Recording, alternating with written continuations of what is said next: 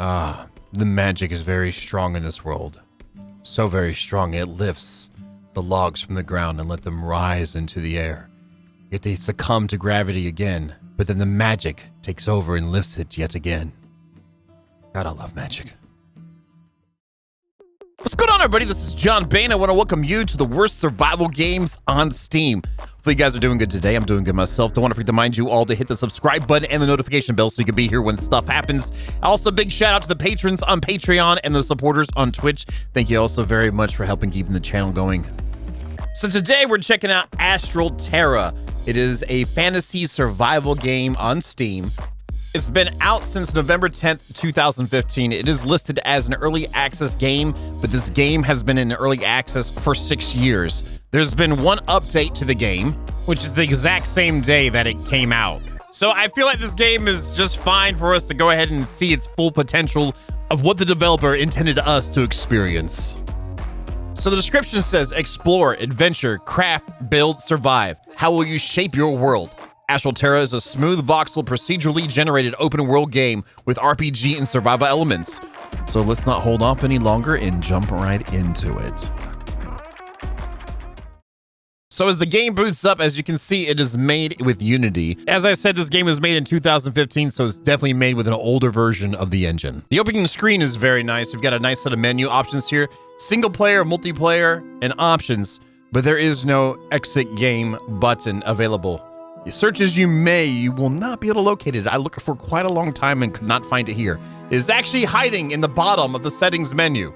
In the settings menu itself, it's okay. You've got some checkboxes that you can barely see. Minimal amounts of adjustments you can do as well. There is a problem, however, when you click the screen resolution at the very bottom, the 1920 1080 is cut off. I wouldn't say that's a game killer, but it's also not that professional. Another thing to note, there is no closed window. You either have to apply or exit the game. Well, let's go ahead and try this out. Let's jump into, let's say, a multiplayer game first, see what servers are running for the game. So on the multiplayer screen, we're given a choice to select player or create new, nothing to choose worlds off the bat. So creating a new player is the only way to jump in, which makes sense. You have 3 races you can choose. There is no name of the races on the left or the right. There is somewhat of a description in the description box about the name of the race, but it does not actually have it listed there. If you look at it, don't see anything for that. Now, I'll give it to them. They've got a nice description area giving some background on the races themselves, but it's kind of, you kind of want to know what they're supposed to be in this world. Now, once you've chosen your race, there's a customized appearance area. What I have found is that it doesn't always work. You can toggle through the different hair types and the beard types and also the color, and it doesn't do anything. But you'll be able to do something later. We'll get to that later. You'll be able to change something later, which, anyhow, what I did find is that when I got to, well, the Satyr, or they end up calling it a Fae race, the last one, I could actually change it there, so we decided to roll with that. You know, a nice beard, a little bit of pink hair. Yeah, yeah. Once we're back into choosing our character, we're able to click on it and go in, and that's where I saw it was a Fae. And then here are all the worlds available. There's a lot of servers, so you don't have to worry about it. If you need to jump somewhere, hang out with some people, there's plenty of people obviously playing. I decided to be on the side of adventure and create a new world instead of joining the multitude of other ones out there. And only choose the most high quality names for each section. You can do the name of the server. You can also choose the seed it's going to be, and then add a password if you want to. Loading screen itself actually didn't take that long to create a server. I thought it would take a little bit longer the way the game looks like it would run or whatnot. Once we're loaded into the game world, we're greeted with this most amazing soundtrack.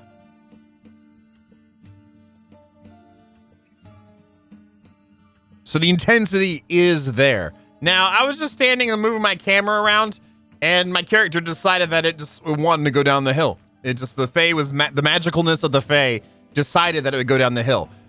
Which is nice, I guess. And I got some experience just standing there. The purple bar on the bottom is the experience. Upper left where the health is at, kind of a very basic, generic looking health bar with a hunger and mana bar with a lot of space wasted for, I guess, a cool graphic. There is the message box in the lower left-hand corner, a hot bar like usual, and left clicks attack is amazing. We were greeted initially by this lovely, friendly griffin that we couldn't punch, and it was just walking around. And then it walked on our head, and then it continued to walk around. After meeting with the Griffin, I decided to try out the first option of the hotbar called Terraform. When you click on it, you're greeted with a menu with a couple different options talking about cycle through modes, lock and unlock your cursor, right button does different things. You can choose the strength and the radius. You have your camera where you can do free camera. And also right there, when you left click, it will just immediately terraform. Now this is on a multiplayer server and I just logged in. I don't believe I have any admin rights or anything like that. So you can immediately just wreck the ground. And I will give props to it that when they dig through, it actually digs a hole. Older versions of Unity, the terrain actually won't do this. So I'm assuming they use Voxeland or another one of the terrain building programs from assets back in the day. Anyway, I decided to see how deep this thing would go, and yeah.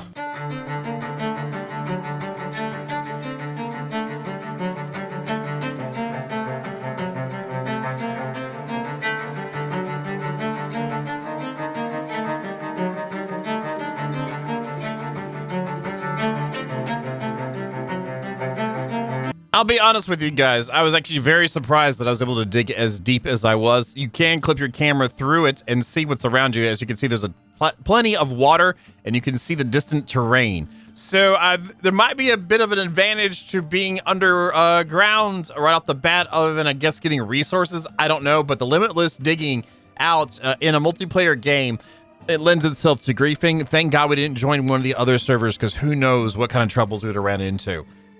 I decided to clear out some more of the cave because why not? I mean, we're here, might as well do it, see how it works. It seems like it's locked to the direction we're facing.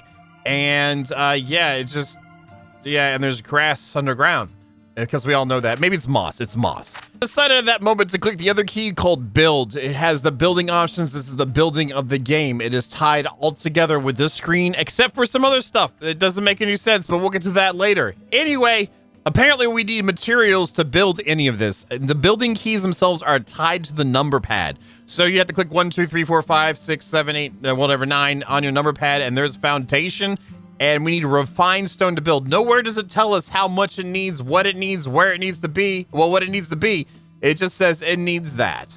With such an in-depth building system, my interest was piqued, so I had to go check out the other menu options we have here. So in the lower right, the first button, it leads us to our inventory and character information. As you can see, our animations are actually pretty much tied to our character when we move around. We have different options. You start off with 2 carrots, a pickaxe, an axe, and a shovel. You can place these on your hotbars to equip them. Once they're equipped, you're supposed to be able to hold down your left click button and start doing stuff. It is contextually tied, I guess you could say. The pickaxe, you need to have something you can use your pickaxe on, or the actual chopper axe. You need that to actually next to a tree to use it. But the shovel worked, and we were getting dirt and plant seeds, which were used to make planters. After giving up digging a whole tutorial, I decided to check the little arrow next to the character screen. This is where our stats are, and we're given 3 points to be able to place at the beginning on level 1 to, I guess, customize our character more. It doesn't give us any information what those really do other than the known stuff, but yeah. Second tab has a list of our powers. We have Phoenix Strike, we have a crafting station, and healing. These can also be placed on our hotbars and used. A crafting station as a spell is interesting to me, but yeah, there we go. I do what any good builder would do and immediately try to make the crafting station. Apparently it has a marker on it because I was able to place it where I was pointing at, and it's a wagon that has a, well, you can see.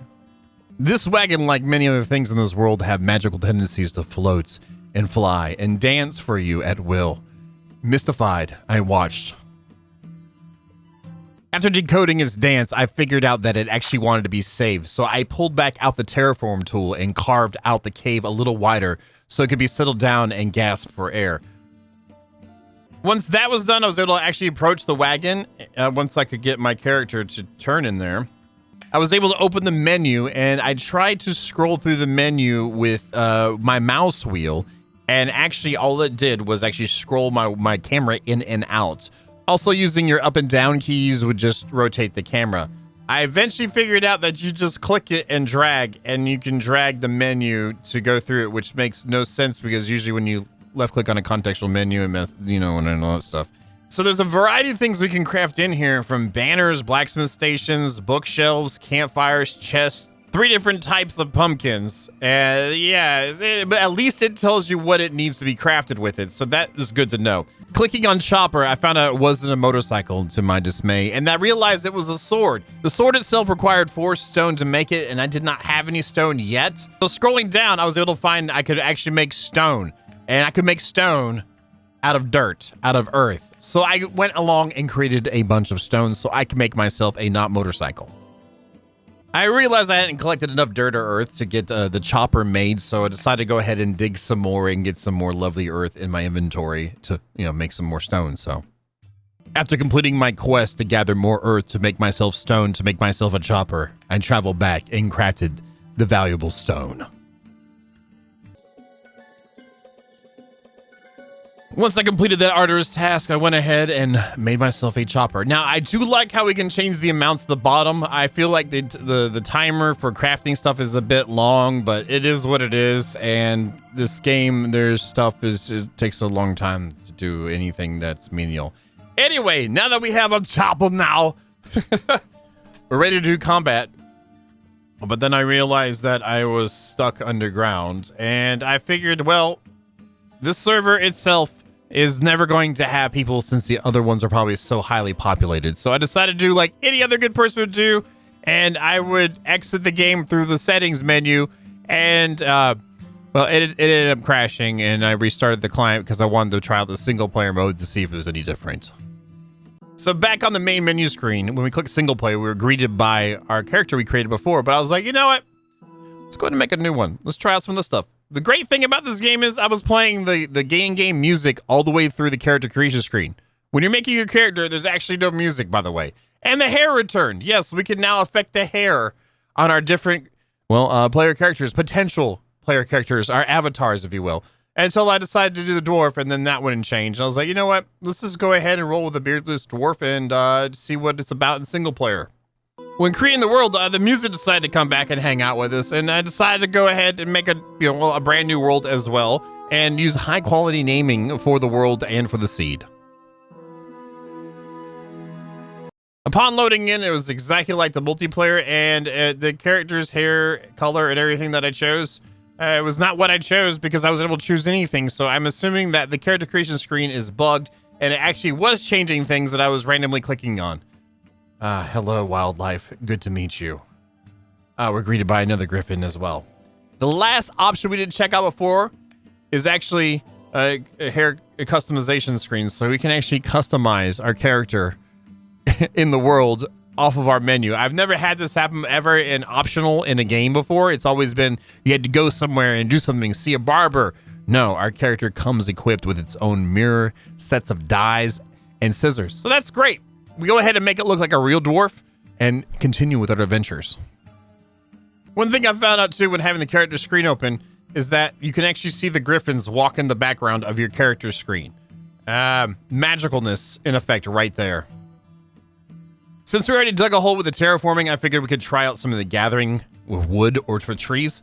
And actually, it's not too bad. You have to make sure you're facing the tree correctly to get into the chopping animation, or you will just punch. The logs just fall out of the air, which is, okay. The tree has no real visual response except for a little VFX, and then it disappears and carves a hole out of the ground.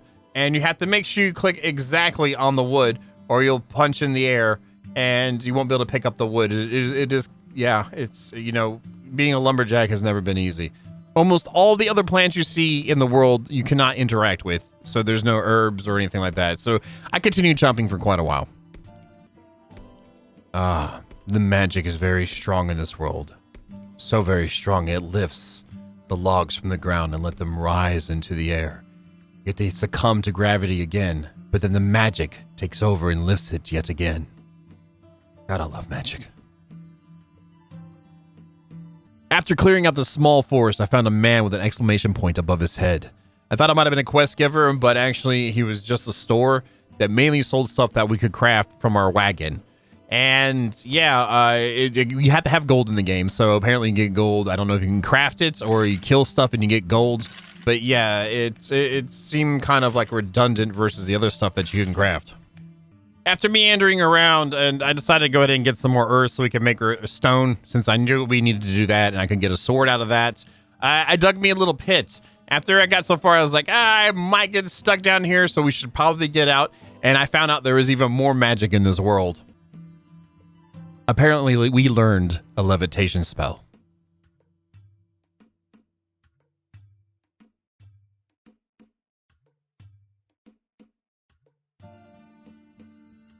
Before making our second chopper, I decided to try out the punching and maybe punch a deer and see how hard it would be to actually engage in combat.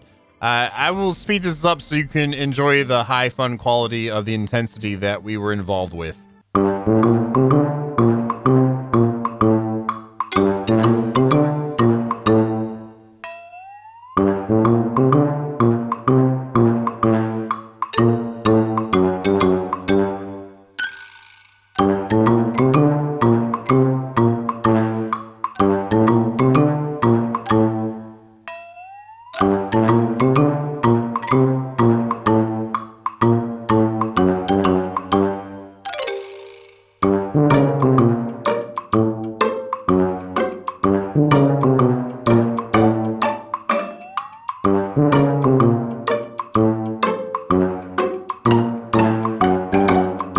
I want you to know I had the speed of that clip up 250%. So that took a while to punch and magic a deer to death, and it left nothing after I killed it. Great intensity, I tell you, great intensity. So after doing battle with a deer and chopping trees, I decided to try my hand at mining. I am a dwarf, you know, and I do look very dwarfish, and it's time to go ahead and hit some stone and get some stone in our pockets instead of turning earth into stone. Very similar to the trees, and if you don't, again, point correctly at the rock, you will punch instead, and you cannot hold down right-click between each time it drops a rock. You have to re-click every time. I kind of don't like that. I've always liked it where you hold it and you keep on doing it and doing it and doing it. Again, picking stuff up is kind of a pain, too. You have to make sure you're not right there, that you can see the issues. In my excitement to craft something, I summoned a wagon on my head, the crafting station on my head, and I couldn't move, and it was on me, and I couldn't jump out of it. So I decided just to go ahead and craft while I was sitting there stuck. Once I completed crafting the chopper, I still had to figure a way out of the mystical wagon that was sitting on top of us. I decided to turn on the terraforming and see if I could just carve out. And even when I went to this to start doing the carving, it just kind of started pushing me out. Like when I just moved some, and there we go. It just pushed me out. Like, there we have it. So thank God for magic. With chopper in hand, I decided to do combat with the most well-known enemies in fantasy. Pumpkin head soldier dudes. Please watch with awe and inspiration at this most climatic battle.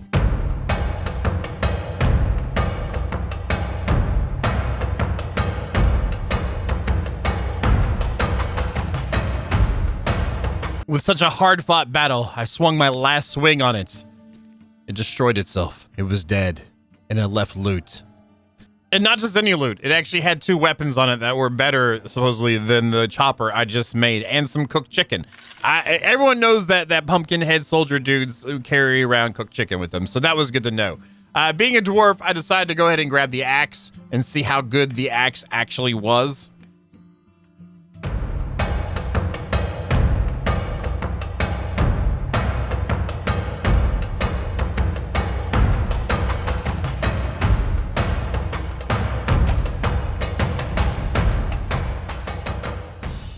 So yeah, we died, and yeah, it wasn't that much better, even though it was iron axe, and yeah. So anyway, it took a little while for it to reload in, and we lost nothing. Lost no inventory, absolutely nothing. It just made us respawn. So yeah, that's at least we have that to look forward to. I decided that we had enough of combat and we needed to go ahead and delve into the building. Builderization is one of my favorite things in survival games to do. And to do so, I just decided to turn all the earth into stone and then make sure the stone gets turned into refined stone so we can use refined stone to make other things. One of the great things while I was crafting this, that I had a griffin come up and decided to try to hunt me while I was doing it. So I felt like they were at least trying to say hi and be kind to me.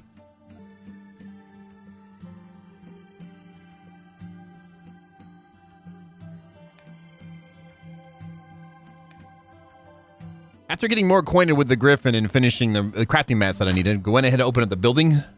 And yeah, you press 1 and you put a foundation down, and then it'll snap to it. And your camera kind of clicks in the direction of where you're trying to build to. Again, it doesn't tell you how many mats you need when you're building, so you can't really preemptively be like, hey, I need 50 stone to be able to build something. It looks okay, and it doesn't.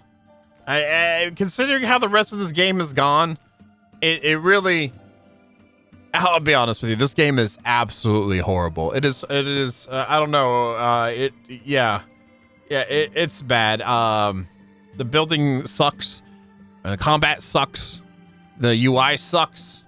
The music's okay, and it's interesting how the world works. But yeah. Now, in closing, I do want to say that I support early access games. I think early access has yielded some great survival games out there and games in general. But again, this one's been in it since 2015. There's only been one update. I figured to try it out and see what it is, and it is absolutely horrible. Now, I've had some in the comments say that I should rate these, so I think I will, and we will rate it 1 humping griffin out of 5. Thank you, everybody that's been watching this series. I really appreciate the support. Again, shout outs to the patrons on Patreon and the supporters on Twitch. Thank you for letting the channel continue moving on as it has. And thank you guys for watching. If you like what you see, don't forget to leave a comment down below. Hit the like button. We will be doing more of these. And I will say, I did play this game for right at 2 hours. I tried to go for 4. No. Now y'all go play a good survival game or something. Y'all have a good day.